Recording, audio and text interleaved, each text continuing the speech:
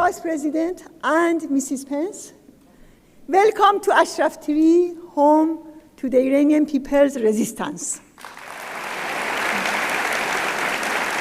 Your visit to Ashraf TV coincides with the Iranian people's uprisings.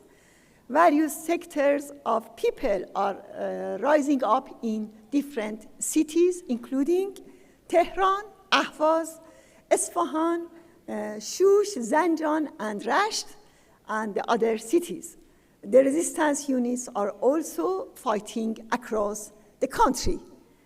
3 days ago marked the beginning of the 42nd year of our resistance against the Mullah's regime.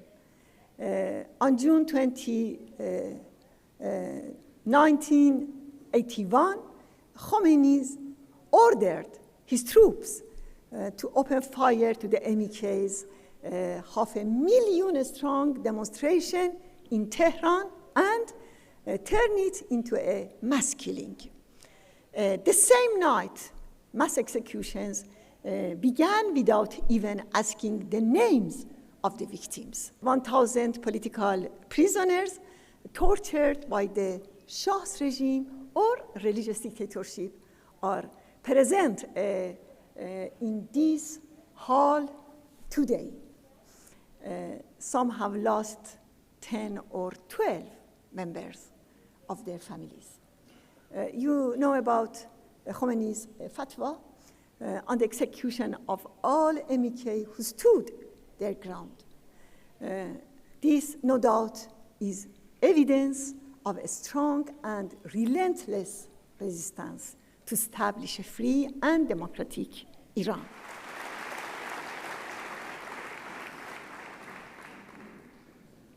Well, thank you for that warm welcome, Maryam Rajavi.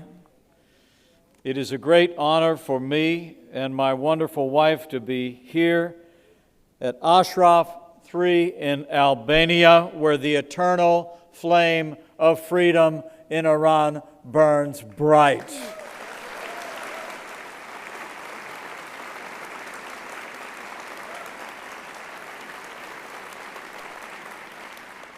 And it's a privilege for us to be here in the home of thousands of courageous Iranian men and women, a home of peace and prosperity, a home of hope for a free and democratic Iran.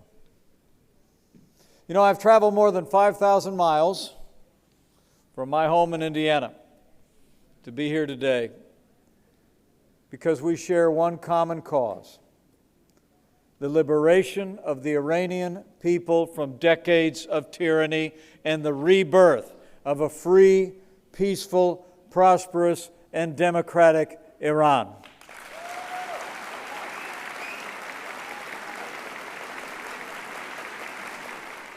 And my countrymen stand with you in your goal of establishing a secular, democratic, non-nuclear Iranian republic that derives its just powers from the consent of the governed, and the American people always will.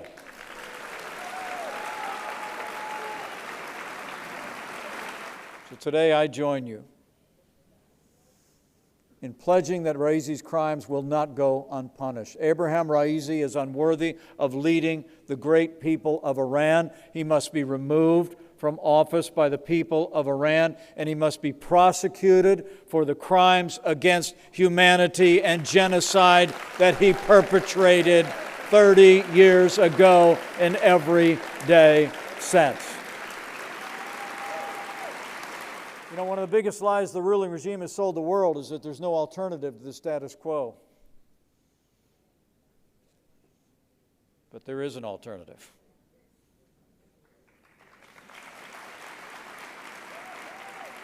Well-organized, fully prepared, perfectly qualified, and popularly supported alternatives. And let me thank Maryam Rajavi and all of those gathered here at Ashraf III for offering hope to your people in Iran.